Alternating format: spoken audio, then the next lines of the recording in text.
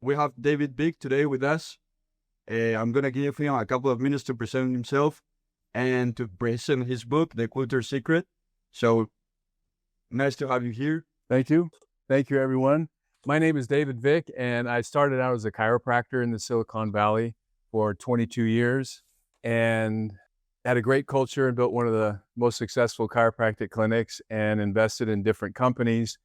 And that led me to Zappos and then Riviera Partners and then some other companies. And with the model that I created back in 1984 for the clinic, which was basically the foundation for the success of the clinic, it's been incredible, the ride and the success that all the companies that I've worked with has had.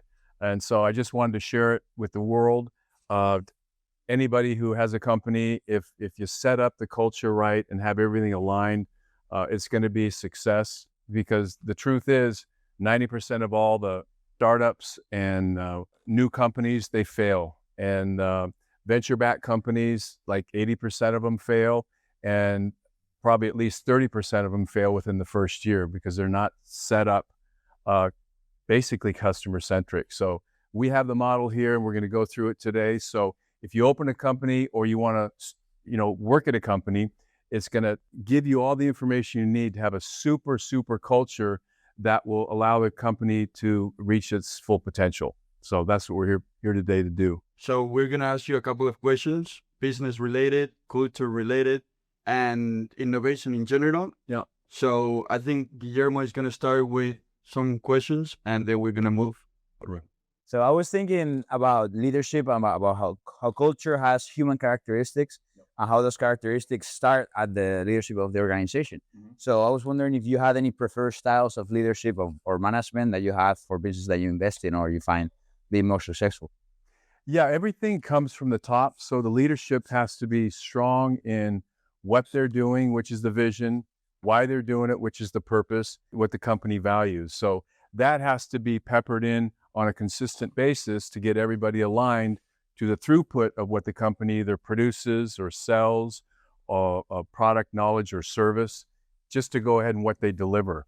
And it needs to be leadership. And I wish a lot of companies would cut out the word management, because, Guillermo, you like to be managed? I don't like to be managed. No. How about Femke? You like to be managed? No, I don't like it. A lot of companies think they own the employees. They tell them what to do and so forth. And in all reality, they pretty much predicate where the person lives, what car he drives, with the amount of money they pay, all that stuff, when he's going to go ahead and elevate up with the raise, all that. They control everything.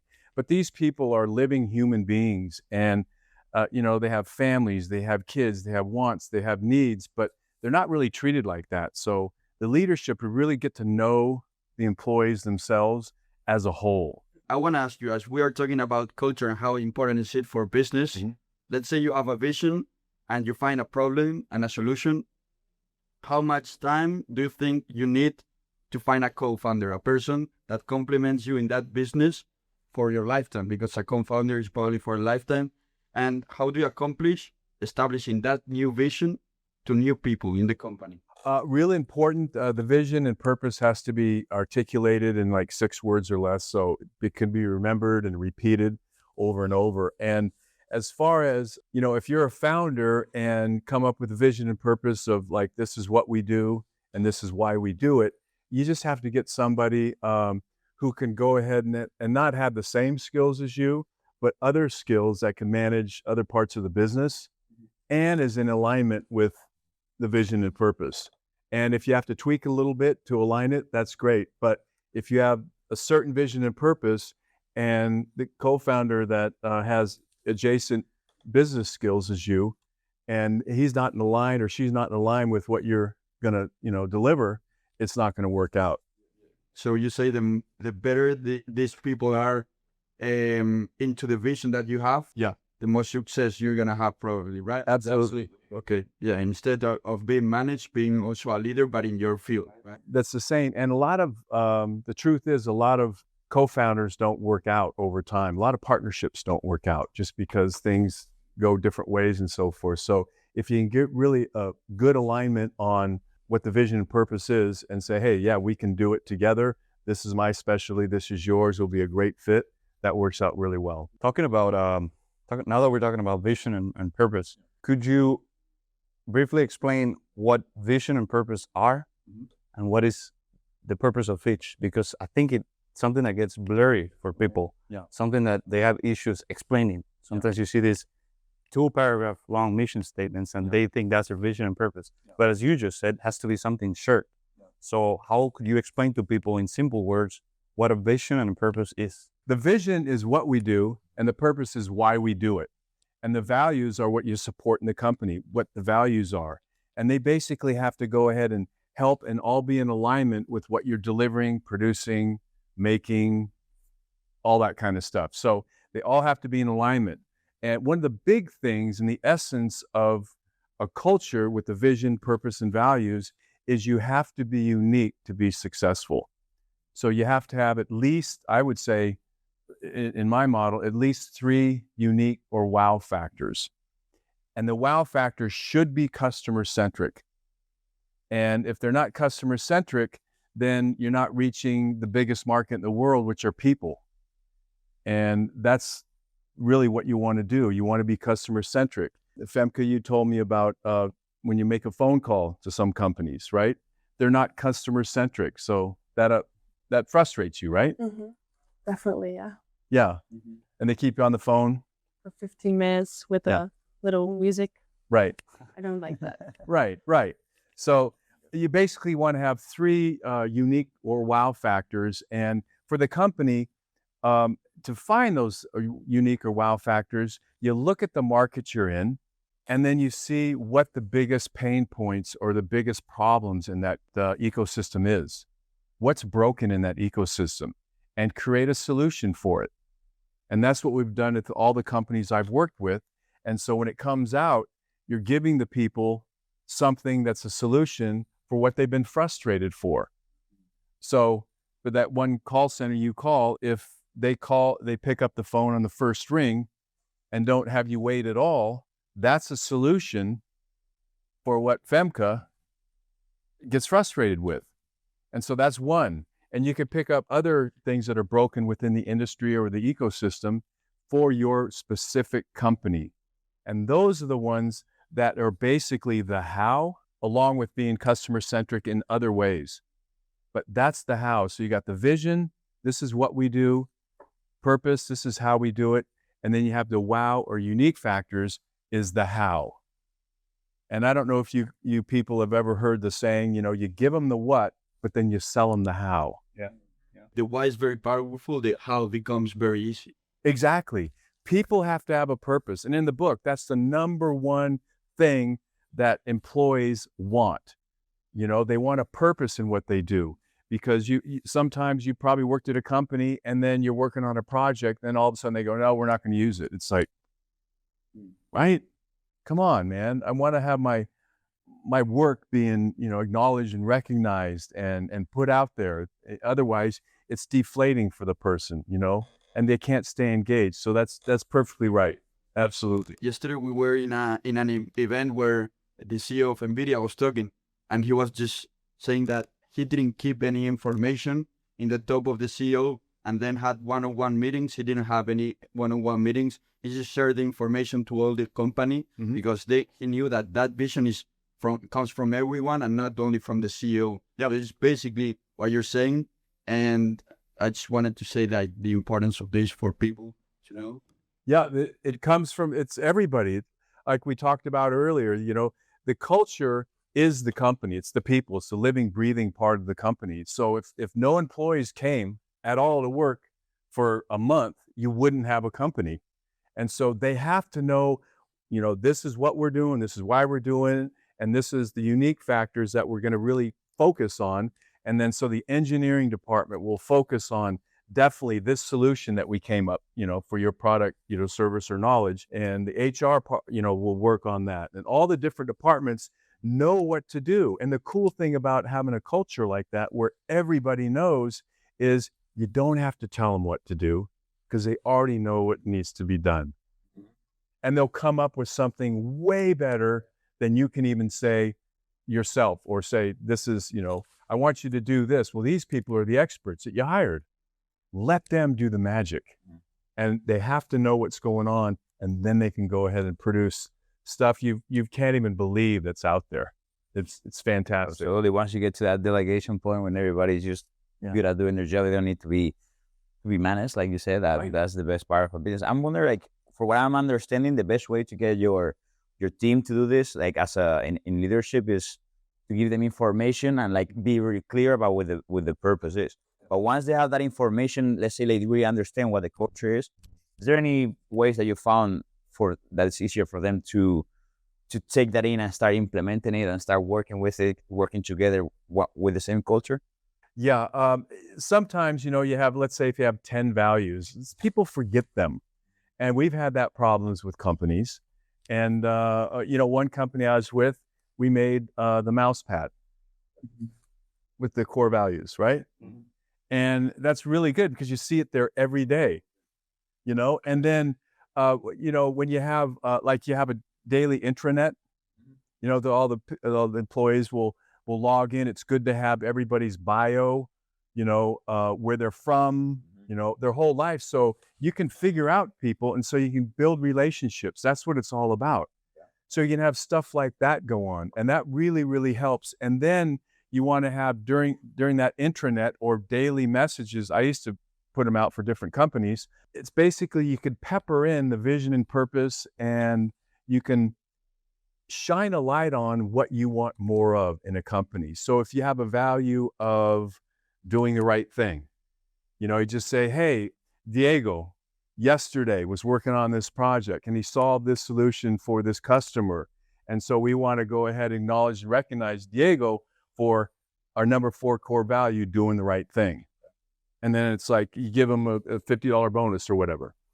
Or you don't have to give them any bonus, just acknowledgement and recognition. And everybody wants to get acknowledged and recognized. So they start stepping up and go, well, I'm going to make sure I do these core values. And then people recognize, you know what I mean? So it's just, you want to go ahead and recognize and acknowledge people for what the culture is made of. And then it gets stronger and stronger and stronger. And then when people come into the culture and they're not kind of aligning to the culture right away because they haven't really memorized any of it, is if they're doing something goofy, they'll go, hey man, we don't really do that. We do this over here, if you don't mind. And just, and they'll go, oh, okay, cool. Like a house that says, take off your shoes before you come in, and you come in with your boots on, and they go, hey man, just take them off. This is what we do here. That's all. I love the word recognizing, because a lot of times we think about rewarding an employee and we see it as a trade-off. Okay, I give you something to reward you, but then I'm losing money or whatever, or time. But if you just recognize people, that you don't have to spend anything on it. We just have to pay attention and be a good leader, and then that will lead them to the same benefits that if you give them our work. Yeah, love that. Right on. Yeah, it works good. And if you open it up to all the employees, it's like, hey, for the acknowledgement recognition, we're going to have a daily post. And so if you see anybody doing that, go ahead and just write in what you saw, what you did, and then send it in. And so pilots that program doesn't have to do all the legwork, because it's the employees recognizing their fellow employees. And it's like that kind of gets more and more, There are some businesses that have an easy access to create a great culture, Mm-hmm. and some businesses that don't have it as easy, right? Yes. You have a product or a service that is really simple. Maybe it's very difficult to get a culture out of that product or service. Mm-hmm. So would it be better to build for a business first the culture and then the product? But sometimes it could be, but then you don't, as long as you know what the product is, Mm-hmm. then you can build the culture. Right. Yeah, but if the culture is so powerful, that people are going to engage with you in that culture. That you can even change lives with that culture, but you don't even have a product or a service. Yeah. But it's something good for this right specific time. Yeah. Maybe it's even better to have a product or a service, have a powerful culture. And honestly, from the attention of people, you can get sales anywhere, in services, in product, from that specific culture. Yeah, I'm sure. So if you have already an existing culture, that would work. Then you put adjacent business models and products into it. But let's say you create this great culture, you and the co-founder, and then all of a sudden your product you got is paper plates. no one's really probably too excited about that. You know what I mean? Yeah. And there's nothing differentiating about it. And so there's certain things that I would get the product or service or knowledge that you're going to sell, or all three of them, and then get really excited about it because you're getting somebody in there that's really excited, and then get people to help you out. With businesses, there's a lot of competition right now. So basically what differentiates you is culture. Yeah. And not the product anymore. That much. Not that much. And the thing is, you can't differentiate your product from everything out there. You're going to sell it by the pound. And that's what you don't want in business, because you can't build a brand that way. So it has to be unique, different. It could be eco-friendly in the right way, not just saying it. And so there could be a lot of different differentiators. And so we just want to go ahead and drive those unique or wow factors home, the three that will differentiate this paper cup from anyone out there. And then someone could get really excited about it. You know what I mean? 10 cents for every pack of 20 goes to this in the rainforest or whatever. So you can really do something even if you don't make the product. Not only to have a positive influence, but also just to be remembered. Because a lot of times we find ourselves making decisions by reasons that we don't even comprehend, maybe our subconscious, but maybe you just remember that this paper cup had this feature that maybe it's like completely useless. A lot of people will like buy it again or just choose it or recommend it even. It's actually science. And I wrote in the book too that you have a portion of your brain, the amygdala, the limbic system. And basically what happens if you have something that, if you look at something and you see the unique factors and you go, wow, that creates an emotion. And that section of your brain has memory and emotion. And what happens, that gets logged in there. And when you continue the pattern, like you buy this, like, repetitively, pretty soon it becomes your subconscious, and you don't even think about it, that this cup is your default where you go every time. You don't, you grab it and you buy it because you don't even look at the other ones, because it's in the part of your brain where you always go to things that are good for you and keep coming back. And again, you avoid the things that have bad, you don't think of certain companies first, right? Because you've had bad experiences with them, because they create emotion where you get frustrated and you get upset. So that emotion comes. So there's a lot of companies out there that are hardwiring negative emotions with the customers. And that's why companies go belly up so quick. The average lifespan is like 10 years for most of the companies that even make it, and before they used to be 50 years. So I have a question. Because you're a chiropractor actually, so you're a doctor. Yeah. So you learn about positive reinforcement, right? Yeah. So how did you apply that in your culture right now, positive reinforcement? Just by the sheer actions of creating the unique factors. So how would you explain that further? Well, it's just having the unique factors that where if you do something and people say, wow, and it's customer-centric, you go, wow, that just patterns yourself, and that makes everything, it kind of continues in the same way where you just keep on wanting to go back to it. So that's just the psychology of it, and being customer-centric. Like I did a talk here at Menlo a couple weeks ago, and these students were here, and it was fantastic. And they listened, and Diego, I didn't know where to park and so forth. And so he put a placard out and reserved a spot. He goes, don't worry about it. I'll meet you at the car, and there's a reserved parking spot. And he goes, I'll walk you into where we're gonna tape today.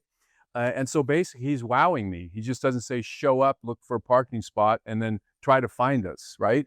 So he's wowing me. So right now, Diego's a good guy, man. Unique wow factors, but this is a team effort. We're planning this. Love it. Well, everybody did it. So that's just, and so the thing is, I'm excited to be here. And that's one of the big things. If you guys need something, call me, right? You've already wowed me and buffed me out. And that's the way, when you treat a customer, it's a process of reciprocation. If you give them the liberty and give them good stuff, what they do is they don't take advantage of it, and they tell friends. Okay. Some people take advantage of it, but it's very, very few. like at Zappos, take as many shoes as you want, try whatever you want, and come back.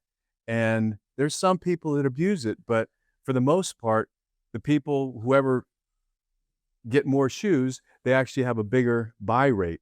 And after a while, they just don't abuse that service because they go, man, you guys are so cool and you're buffing me out, so I won't abuse it. That type of thing. So you got to trust the process on that. Let me follow up on the wow factor, because what I'm seeing in the wow factor is there's two main factors. One of them has to be a positive feeling of, okay, this is great, this is valuable. But also I'm feeling like a lot of it has to be a surprise, right? Because the wow also comes from a surprise. And those surprises also like is what sticks to you in your subconscious. So like, what do you think is the importance of the factor being something that's valuable? Because a lot of times there's a bigger trade-off on the value. But like how I'm feeling, I'm not sure, I don't know if it's true, but if you can just find ways to create unexpected things, that will also have a wow factor on the customer. Right. Okay. That's a really good question. Because the wow factor, after a while, it kind of comes every day because you get used to it. But what happens in the companies I work with, I suggest, and some do, some don't, but you create a flywheel. And what you do is you take some of the profits and you keep reinvesting into the fixed cost of experience. And so like Zappos, we first had it like, a week and then 5-day delivery. And then when they'd get a 5-day delivery notice after they'd make a purchase, we'd say, hey, you're going to get your shoes in 5 days. And then immediately the next day, it's like, hey, you got upgraded, so you'll get it in 3 days. And so they go, wow, that's good. But the thing is, the time kept shrinking over time. So over time, they were wowed, but then kind of like with Amazon, you get wowed, but now it comes the same day or in like, an hour and a half. You think already, right? Yeah. And so it just keeps getting better and better, the fixed cost experience or the wow factors. You keep making them better and better. You don't just put them out there and keep them the same the whole time. Try to just get them better and better over time. It's more difficult to wow people now than it was before, like maybe 10 years ago or 20 or 30. Yeah. Yeah, because free shipping, everybody has free shipping. Now you can choose, but in everything. Yeah. At the end. Yeah. In the book, you say this relates to that.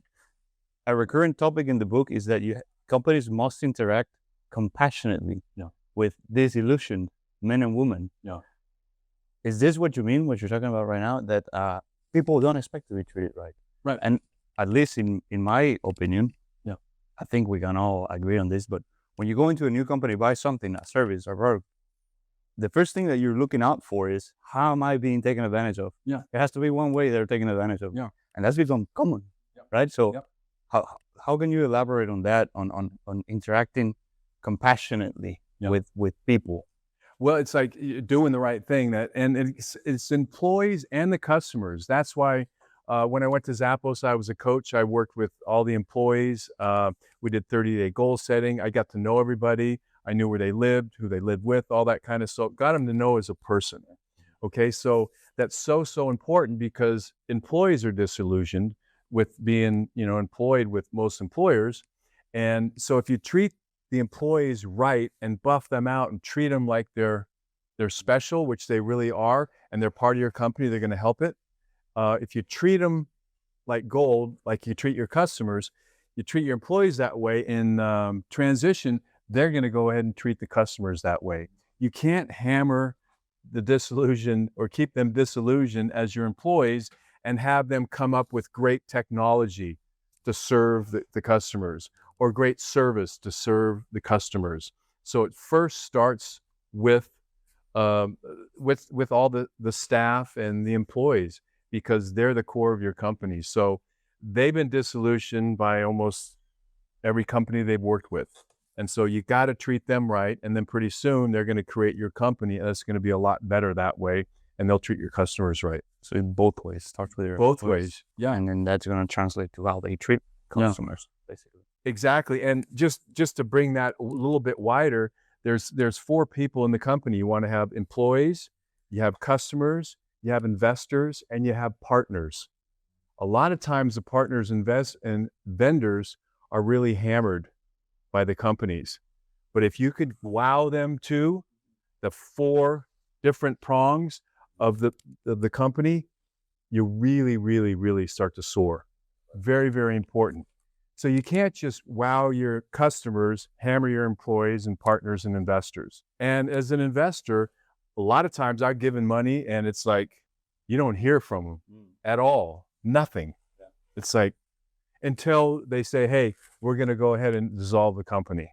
In kind of like a company's life cycle perspective, and you could use Zappos as a lens to approach it from, but essentially, Bill Gates, all these billionaires now that started these huge companies, they're notorious for being just ruthless leaders early on.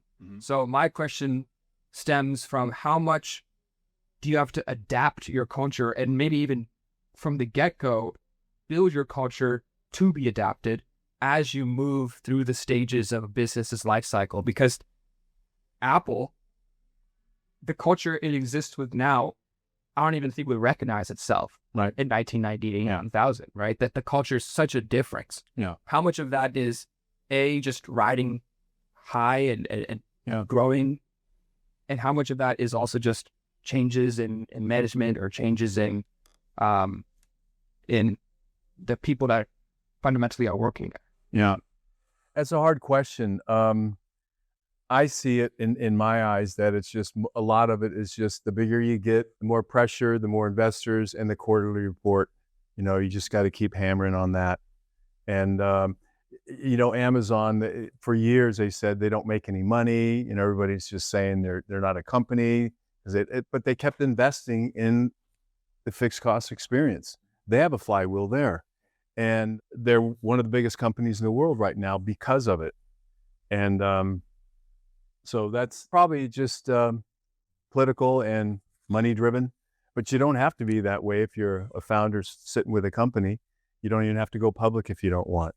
Or you can have a bakery down the street that does totally unique breads, and different things and takes care of their employees and all that kind of stuff. Gives them like 6 weeks a year vacation, and it just a lot of different stuff, perks that they can buff out their employees. And then they'll make the best breads and pastries and all that kind of stuff that you can even think about.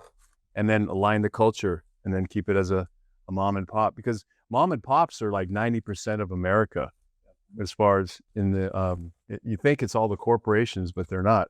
It's a lot of the mom and pops, which I've had a lot of them come through my office at Zappos, at least 100 a day and big companies.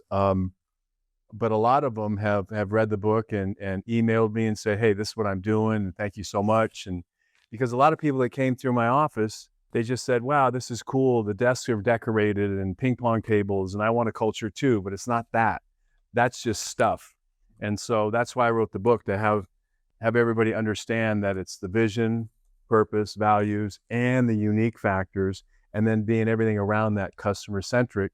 And you'll totally increase tenfold your chance of success with the company and longevity. So we've talked about like customer well-being and employee well-being, but I'm wondering, how do you measure and nurture employee well-being and engagement development?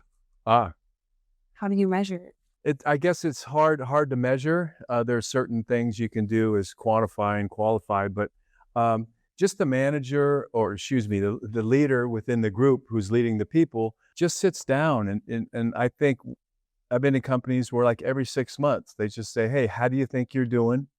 And ask the employee how they're doing. And then they would say, okay, this is what I think. So what do you think, is the best path forward? And it's like a mutual agreement, you know what I mean? And they're not like, you do this or you're fired, and you're not doing this way, you're not doing this way, you're not doing this well. And the guy's saying, well, no one told me to. And you know what I mean? There's no real vision, and I don't know really what we're building here and all that kind of stuff. So it's just basically get to know your employees. And you shouldn't have like 50 employees in a company. There should be more, grouped up, maybe 10, 8 per leader. Okay, I think we are all agreeing that treating your employees right is very important. So I have a little bit of a controversial take. I know we all heard about how the customer is always right. Yeah. Oftentimes you find yourself with, especially in leadership positions, with a client, Yeah. being in a discussion Yeah. or on a disagreement with a customer. And I always thought, like, why, if I have a business, would I rather get one customer, just tell them you're right, doesn't matter what my employee says, which who works here and knows probably right because he knows the ways of what's going on. Like, why would some people prefer telling the employee hey, he's wrong and the customer is right instead of defending your employee? Yeah. So that I always found that would be way more beneficial to the business long term. So the employee feels like he's being supported, and then that way he even like treat customers better in the future. And yeah, I wanted to get your thoughts on that, on like customer is always right versus like, Yeah. also having the back of your employees. Yeah. Well, the customer is always right. And, but the thing is, sometimes you can't take care of everyone because they want something they really don't deliver. And instead of, telling them to go somewhere else, we implemented at Zappos that we would try to find a solution. If we didn't have their shoe, we'd call 2 other places that were around their area, like Macy's or Penny's or whatever, to find the shoe that they had. And then we'd come back and say, hey, I know we can't do it, and we created a solution for you. And some of these people say, well, why did you do that? And it's like, well, who are you going to come back to? And it's like, you guys, right? You guys are buffing me out. You didn't have to. You sent me to a competitor. So what I advocate working with companies, for certain things, there's some places you can send people that will give them exactly what they want. Like if you're selling software and they want custom software, you just can't do it, but you offer them a solution because that's what you really want to do. Then you can usually keep them as a customer instead of just saying, hey, we're not going to do it, because there's a lid for every pot. It's just you don't want to piss somebody off or upset a customer when he'll get it somewhere. And if you're in that ecosystem, you should know where he could get it. I think it could be argued that when you have a culture in place and you have a business structure in place and you have your product and it's all going great and you're growing and, people are making money, have more freedom, your culture's adapting, you have these big campuses now, especially the tech, they went from cubicles, sky-high buildings. Now we have these campuses that look a lot like a college. Right. So that's all great, but how many contingencies do you have to build into your culture? So when that all goes out the wayside in an economic crash or some sort of acquisition, how do you deal with keeping morale up and keeping the culture in place to ride out that roughness?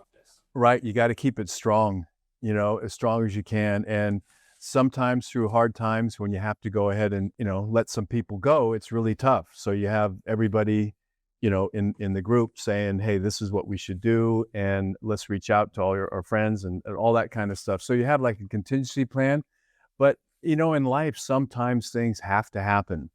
At the .com crash in 2000 that I lived through in the Bay Area, and it was a ghost town, for even my clinic for a while. Yeah. It's just like everything at Shoreline was just shut down. And it was brutal. NASDAQ, I think, lost like 85% of the value. And it's like, it was devastation. And sometimes you have to do what you have to do, very difficult situations. And they're really hard to prepare for. But keeping the culture strong, and some people will come in and try to mess with your culture, but it's like they usually deselect themselves because people, if it's strong enough and you're engaged and you're taken care of and acknowledged and recognized by the leadership and your peers and so forth, that they'll defend that culture. So that's really the only way. But some people get to so big that they don't really care. You have to get into the minds of the employees to feel the same way that you're feeling about the business you're trying to build, right? So this is very important for startups and small businesses to just be in contact with each other to a same objective, that is this vision that you have. Yep. Right? And being everyone on harmony into working for a specific objective. Yep, exactly. And usually with a startup too, what I found, between 25 and 50 employees, once you get to that level, with a startup and there's only like 10 people, everybody's hearing what the founder and the CEO or whatever, just the founder is saying. So everybody knows what's going on, what the culture is, type of thing. And it kind of evolves as you go. But after like 50, you really have to go ahead and articulate it, write it down, have it on mouse pads or whatever you want to do, and then have it on your daily. So as people come on board, they don't just sit at their desk and they go, God, everybody's busy, but I don't know really what's going on here. So yeah. If I'm a CEO of a company and I start having, let's say, 20 employees, 30 employees, would you recommend hiring in at least a consultant for psychology or sociology or something like that to help you with that? Or like what person you think will be a good fit to kind of like consult you and guide you through how to create a culture for your company and how to put that into metrics that can be understood and replicated? Don't know. You can hire me, but I've done that a lot. But or read the book. I mean, that's what I made it for, to do it yourself. But here's the challenge too. After we created a great culture at Zappos, a lot of people came through, and then a lot of companies. I mean, I met with hundreds of CEOs, and they wanted this and that, and they wanted a chief culture officer. And it's like, when you have a chief culture officer, they may be responsible for the culture, but then all the employees think that culture officer is responsible for the culture instead of them. Okay.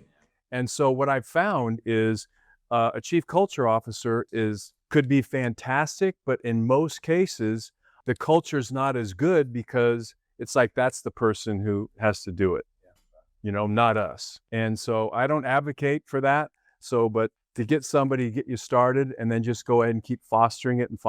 It's like when, you have a kid growing in your house, you keep doing the right thing, you give them the love and, that type of stuff, just treat them like they matter, right? Going back in time when you opened your clinic and you were having trouble bringing people in, you were the best at what you did. Yeah. But maybe the business side of it wasn't there yet. Yep. And you started applying, you got this advice from a friend of yours to start looking for those unique values, right? Those unique factors and values.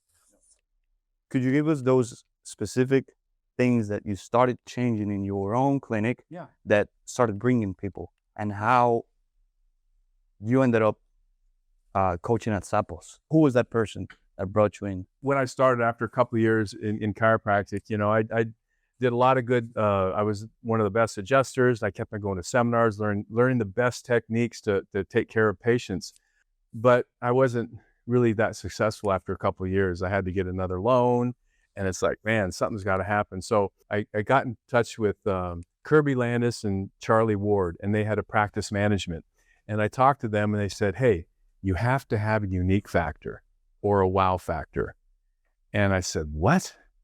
And they go, you have to be different about something. And it's like, well, I do this, this technique and this technique. He goes, yeah, but the patients don't know what techniques, they don't know the difference. So you got to choose something else. So it took me a little bit of time, but what I did is instead of one, I made three to kind of be more is better. And what I did is looked at what was happening in the medical field, dental, chiropractic, back in 82 when I started. And basically, you couldn't get a hold of the doctor. You had to bill your own insurance, which anybody's billed their own insurance and submitted it and worked with insurance companies. That's a nightmare. And you had to wait for 45 minutes to an hour every time you went to the doctors, no matter what kind of doctor it was. And so I just did the opposite. I hired some people and created an insurance department. Every patient had my home phone number, and we didn't have a waiting room. We had a reception area. Everybody got seen within 5 minutes of their appointment time. And I opened up at 5:15 in the morning because I was in Silicon Valley. I took care of all the Silicon Valley employees, or a lot of them. We saw, got up to 100 to 200 people a day, and the average chiropractor saw like 7. And so that's what being patient-centric was.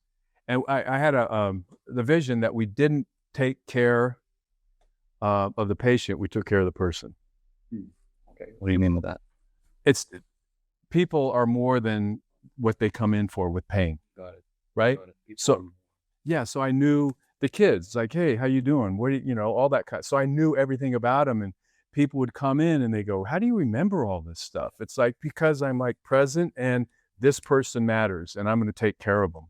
So I'll take care of the person instead of treat the patient. Then time went on. After 22 years, I said I was going to retire at 45, and that was my goal, to do something else. And I invested in different companies, and patient Nick Swimnern came in, and he said, hey, I'm going to invent, I'm going to go ahead and open a shoe store. And I go, great, where? Downtown Los Altos or Mountain View? And he goes, no, online. It's like, man, you can't feel them, touch them, anything, try them on. You're going to sell them online. I don't want anything to do with it. But he came back, and after a while, I gave him some money. So I seeded the company, but it was called shoesite.com. Back there, it was before Google. When you went on the internet, Netscape, I think it was, you put shoesite.com, and then every shoe site in the world came up. So it wasn't working. So anyway, we changed the name to Zappos.com. I spoke a little Spanish, so when he came in to visit one time, we did some stuff, and we changed it, and I drew up some logo because the lady that was doing the marketing, or trying to do the marketing, was trying to figure out a name and a logo, and she was spending my money, I think. So I said, don't. And so I made the logo, which is still used today. And then later on, Nick says, hey, you got to come into Vic and see what's going on, because it's like, wow. And so Tony became a patient, and then he put a P on the Zappos because I only had one P in all the drawings, and with the first, and he goes, it looks like Zappos. So he added the P. The company was going pretty well. And after I retired, about a year after, I was doing nothing and I got bored. So I called, Nick, and I said, hey, Nick, why don't I come down and just, do a little bit of a coaching seminar for, 2-day seminar for all the employees. I think there's not very many, maybe 100 or a little bit more. And if we just go ahead and do that, and just a little bit about the wow and all that stuff. And so I did that, and then went home, and then Tony texted me, and he says, hey man, we took you to a vote with all the people after, and he goes, they want you to come down here.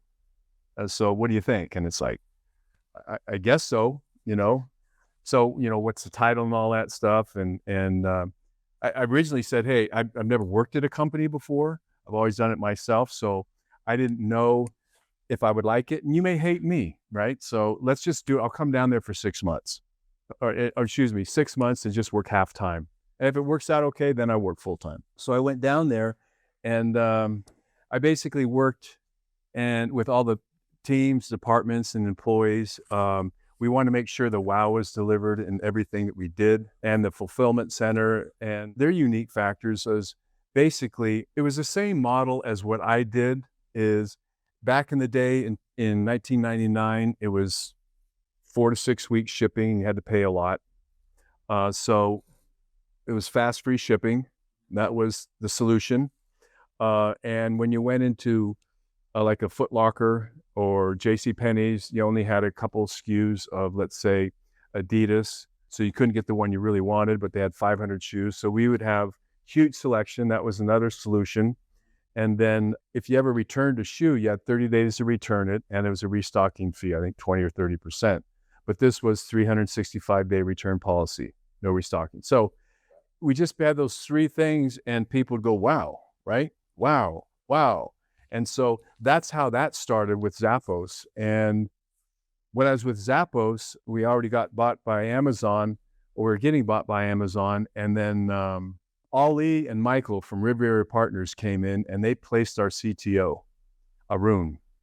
And they were talking to our COO and chairman, who is Alfred Lin, who's at Sequoia right now. And they said, hey, we're a 9-year-old company. We're doing pretty well, but who do we talk to about our business to get it like more like this? And he goes, go talk to Vic. And so I was moving back to the Silicon Valley in Los Altos. So I talked with Ollie and Michael, and they had a smaller service company, and there's 12 people, and they're in recruiting. And they wanted to go ahead and reach their full potential. And so we talked for a long time, and we came to an agreement that we work together, but we're going to have to be a recruiting company and a technology company, because all the heavy lifting done by the recruiters was basically broken. It took too long to get clients and so forth, or candidates to the clients. And so the clients had to wait. So it was kind of broken. It was all manual stuff.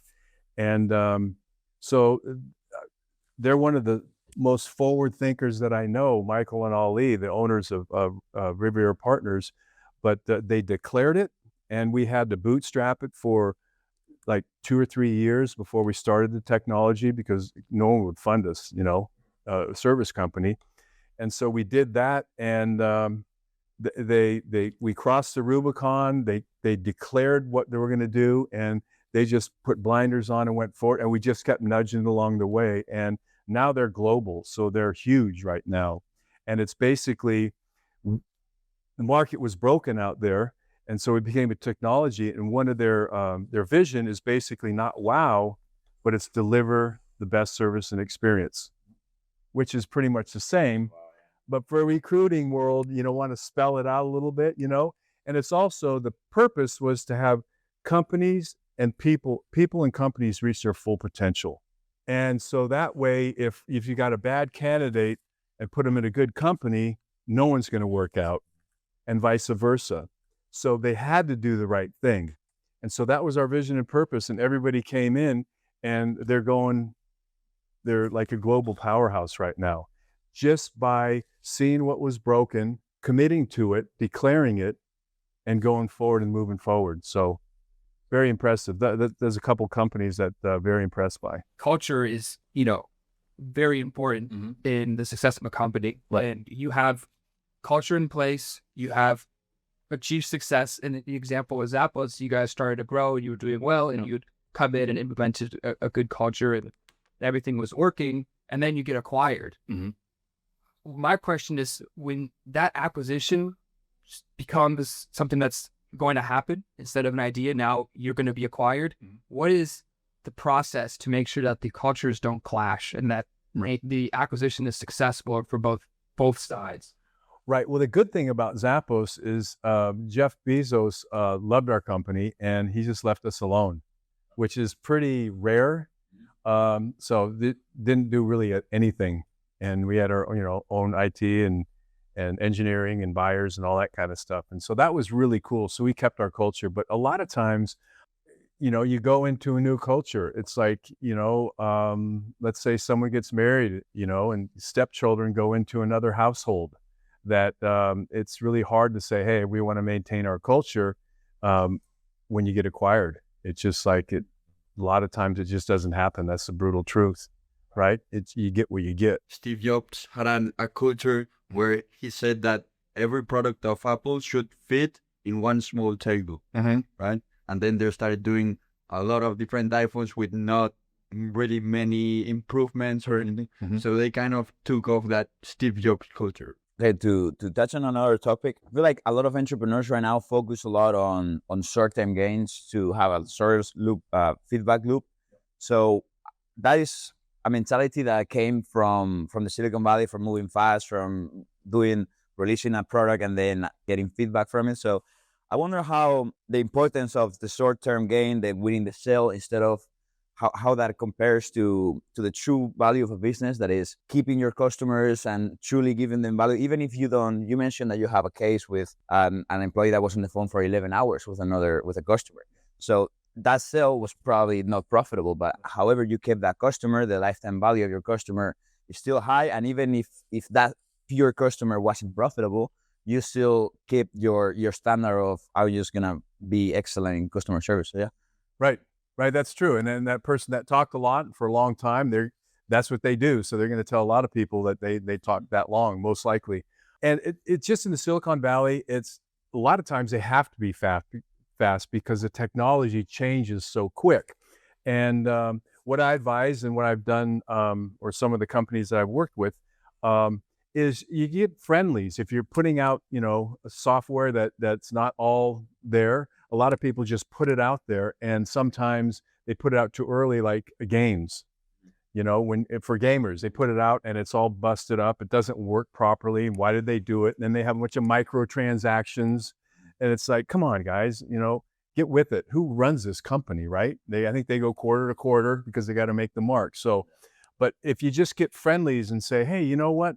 We're going to be doing this. And so some of the customers you always have, we're going to do this, and we'd like you to beta test it. It'll be no charge for, but we'd like to go ahead and see, get your feedback, what's good about it, what's bad about it. And so you can still put it out there, but you don't want to put it out there and really frustrate and upset customers. So there's a fine line there. Some people just throw it out there anyway. My son, he's graduated from UC Santa Cruz with game design and computer science, and he's a big gamer. And he says a lot of gaming companies, they put out a new game and it's just riddled with problems. And he goes, I can't believe how these people do it, and then you have to buy weapons, and so whoever pays the most money will win. And he goes, it's just, who are these people doing? What are they doing? So anyway, this approach of giving to the customer, even if right now we're having trouble with profitability and we have to give out a lot, because at the beginning the reality is it's complicated for a business that's starting to give a lot to a customer in a niche where you're competing with people who are not giving that much.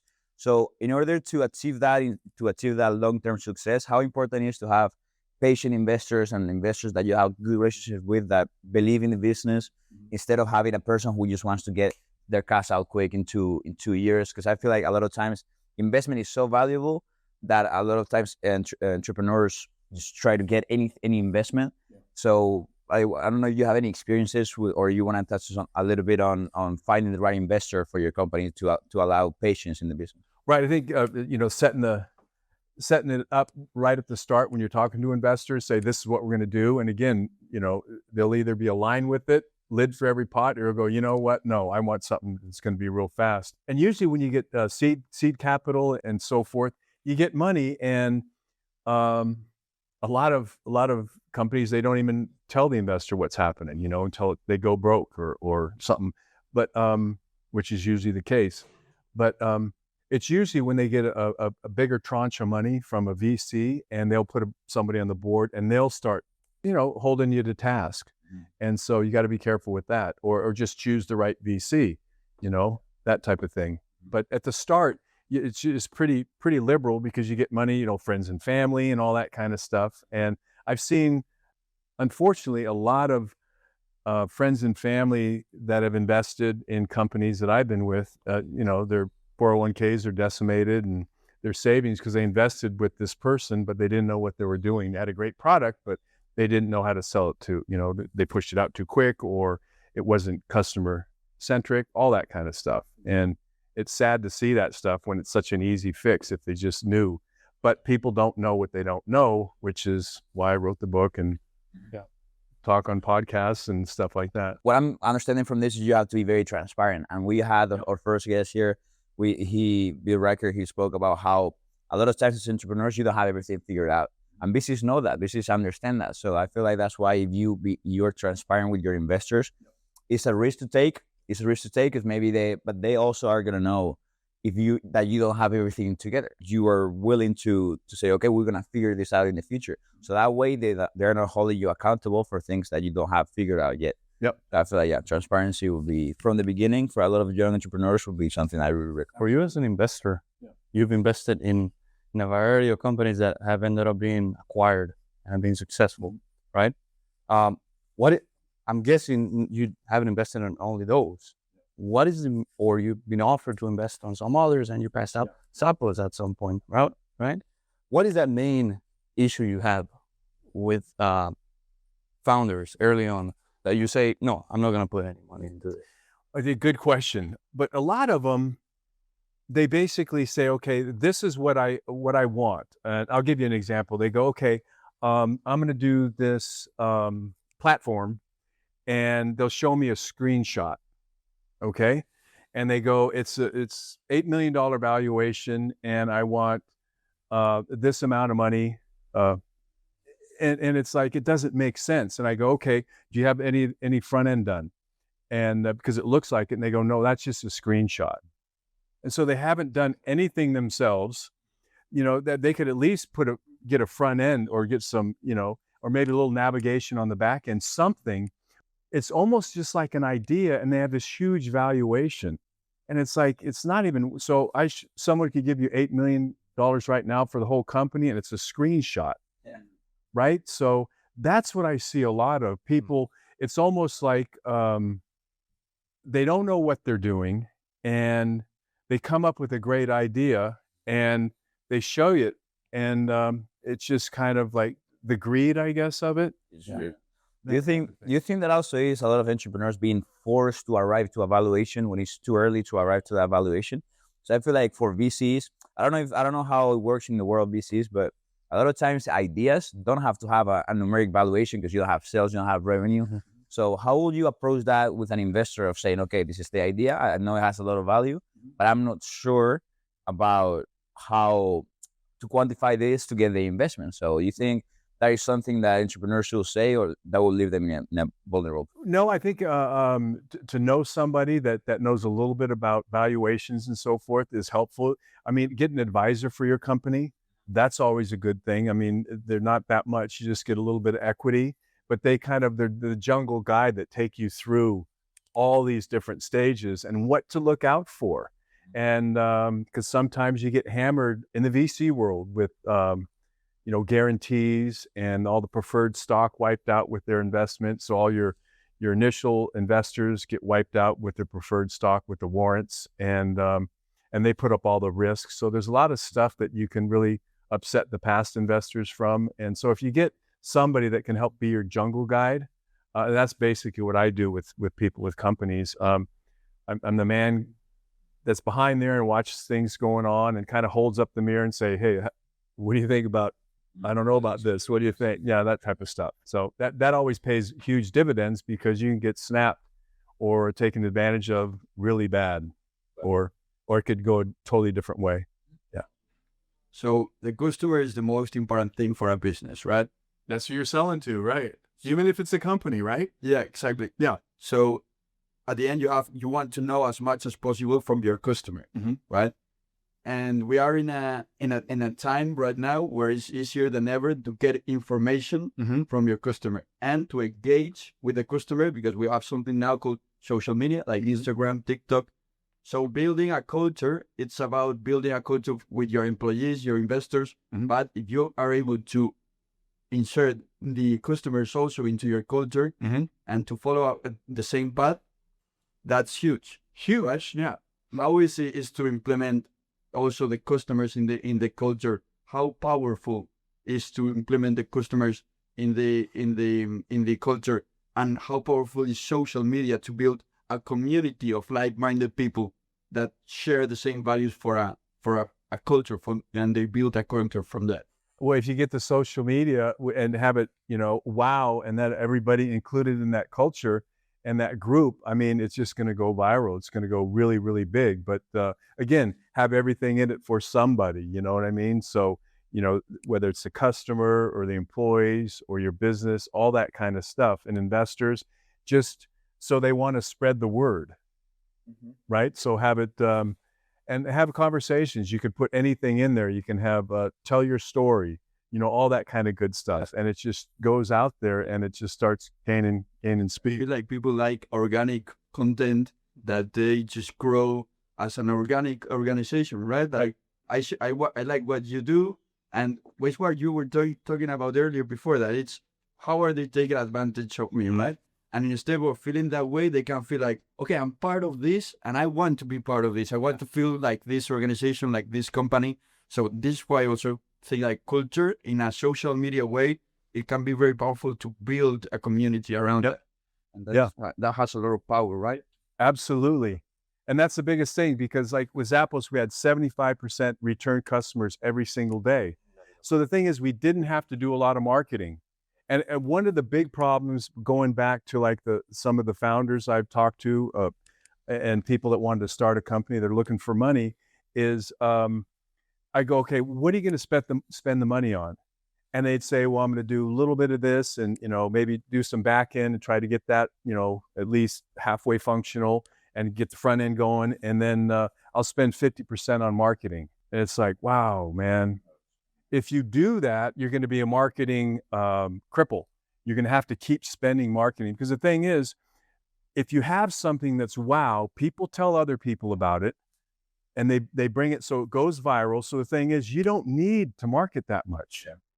You know, you can do social media, but you don't really need to market. So anybody that tells me I'm going to spend 50% of the investment on marketing is an idiot. But that's why I wanted to touch on the previous point of the short-term win of a lot of people. Okay, let me think about this client as a cost of customer acquisition, and then that has to be lower than what I sell to the guy. But if instead of that, what you find in businesses, that's just too big of a cheat code. It's referrals and people coming back to you. Right. Because then you just don't have to do barely any marketing. So And how does that come? that comes from Were you wow? from the why and from having the long-term perspective of, okay, this customer might not be profitable today or maybe this month, but it's gonna keep coming. And I feel like startups so stressful, like business, like at the beginning, too stressful to think about this long-term, but that's at the end of the day what gives you the advantage, and you cannot compete against these advantages. So yeah, that's what I feel.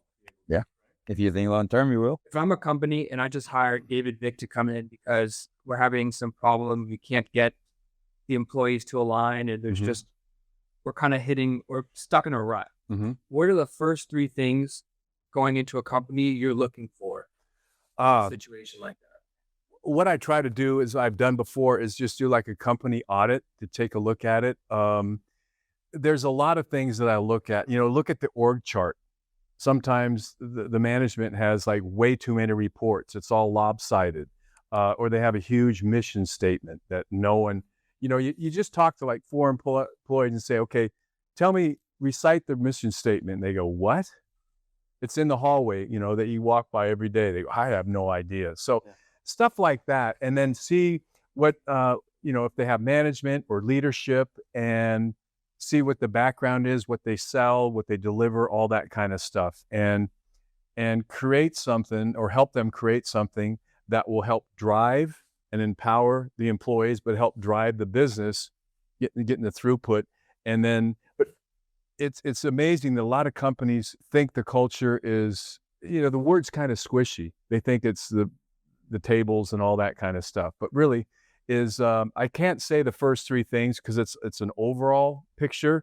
And just take a look at and you can kind of see where they're broken, and go ahead and repair those parts, and align everything as a blueprint, and then that's what's going to be built. Because a lot of companies, it's so squishy, and you know, the mission statement, and so nobody really knows, and they can't really get engaged. They're saying, hey, work on this. We had one guy come to Riviera Partners, an engineer that was from back east, and I said, where are you from? He goes, I came from, I forget, I think it was Massachusetts or something.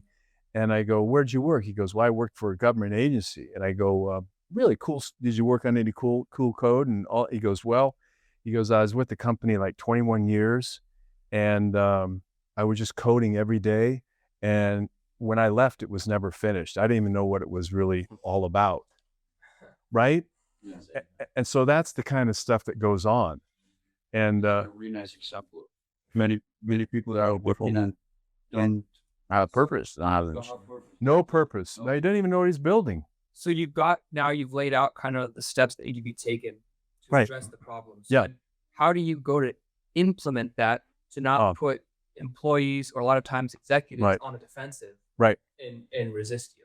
Well, it all comes from the top. So the thing is, it can be green lighted by the CEO if it's not, or in the upper management. If it's not, it's going to be really tough to go ahead and get it trickle down. But you do, in a way, like if they don't really have any values, or they're not clear cut or whatever, you just go ahead and take a poll, you know, Survey Monkey with all the employees. What do you think? This is what we're thinking about. And so there's a lot of feedback. So everybody feels engaged in the process. And that's what we did at Zappos, you know, just to have got it out there. So everybody put their 2 cents or $20 in, as far as giving their opinions of what would happen and what would work and so forth. And then we finally culled it down and distilled it down into, I think we had like 40 some values, and they went to 10, you know, stuff like that. Barrier to entry in regards to getting a really good cohesive culture structured, in the sense of, is there a capital component that can be limiting to some companies? Like, for example, I'm thinking, and we're all familiar, like I mentioned, you see, you know, Google is known for their culture, but their culture is heavily embedded in the infrastructure they have down there in that shoreline area. They've got, you know, theme parks, they've got daycares, they've got restaurants, all you can eat, all this stuff, bikes, cars, buses. My question is, can you have a good, solid culture in a basement or someone's garage with 10 employees as you could with, hundreds of thousands of employees in a world-class campus? Yeah, I think if it's green lighted, you can. Because the thing is, like when you're talking about Google, and Google's a great company, but they have all this stuff, which is great for the employees, right? Perks and the bikes and all that kind of stuff. And what they can do, it doesn't take a big capital infusion to change a culture, because that still can be in the culture. But the culture is going to go ahead and align every thought, decision, and action of the employees and engage them with a good purpose. Because a lot of times that gets lost. And so none of those take money. Most part, it's just basically coming up with that, which would take a little bit of money to get it imperatively, but you don't have to change the vest. You don't have to really change anything. It's just you want the thoughts, decisions, and actions to be totally aligned and everybody's engaged. And that can happen. I've seen it happen. I've helped it happen. That comes usually from leadership, right? Like that you need a good leader, because I feel like you have that much money at the end of the day, like at some point it cures it. But if you have a good leader with 10 people, the culture you're going to have could be, I think, even stronger than if you have like 50,000 people with millions to spend. Yeah, right. And You're an employee and you don't have access to some kind of information from one side of the company or another. You are going to go home and you're not going to have new ideas about the company or the thing. When you get home, you're just going to want to stop working because you have your duties, you stop, and it changes from being something with a purpose to something that you have to do. So it changes everything for every individual in the company. Yeah, it's not something small. We're talking about something that can really get a business to the next level. Absolutely. And a lot of times as companies grow, they get siloed, right? Different departments, and there's no liaisons, there's no intercommunication. So one person's doing one thing and all that kind of stuff. So there's a lot of stuff, like you said earlier, what do you look at when you go into a company? You look at that kind of stuff, the big picture. And then you can go in and say, okay, this is the deal. It's like, I used to help with IMEs, independent medical exams. You just take a look at the patient or whatever and just figure it out. What this is it, and the same thing with the company. It's a company audit, that the same thing. And also, your leader has to walk it, not only talk it, right? Because it's easy to put it on the wall. Or green light it. Yeah, at least, right? Yep. But once you see your leader going that extra mile, then it's so much easier for a customer to follow that example. When your leader does things that's out of their usual workday, to just make your customer feel well, it's going to be way easier for an employee to follow that example. Yep. My good friend my friend Tom Mendoza, who was vice chairman of Network Appliance and president, he goes, people don't care what you know until they know you care. Yeah. And so that highlights that right there. Yeah. If you're not going the extra mile, like Diego said, I feel like you don't show motivation to the people and in your culture. So like motivation has to start with you, and you cannot expect things that you are not doing. I think. Yeah. Any other questions? And one last thing about the CEO. Sometimes the CEOs don't totally walk the walk that I've been with. But the thing is, they green light it, and they'll walk by and slap high fives with everybody, right? But they don't go the extra mile doing some of the stuff because they're busy doing their deal. You know what I mean? Yeah. But still, they go, wow, look at this guy. He's cool. They appreciate it. Yeah.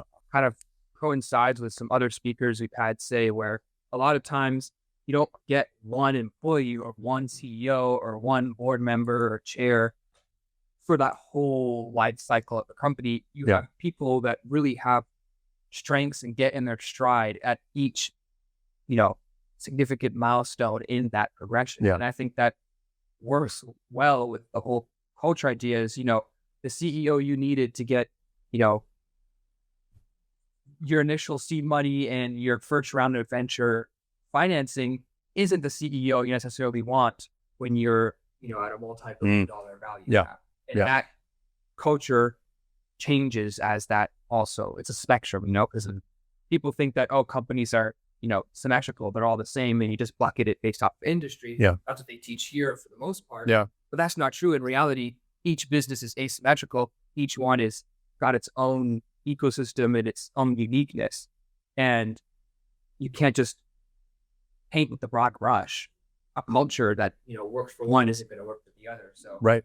it's kind of that fluid transition that you have to nail to get it done well. Right. And then everybody green lights it if you're going to transition it to something, right? All that kind of stuff. Yeah, absolutely. Taking it into words, I think also it would be like not in an external thing, but everything in an internal thing from the customer, right? Everything it's inside for people to change and improve with other people at the same time. So yeah.